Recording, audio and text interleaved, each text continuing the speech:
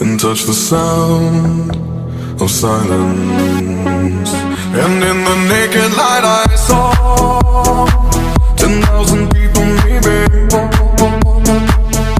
People talking without speaking, people hearing without listening, people writing songs that voices never share, and no one dared disturb the sound of silence.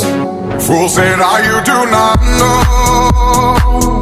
Silence like a cancer grows. Hear my words and I might teach you. Lay my arms and I might reach you. But my words, like silent raindrops, fell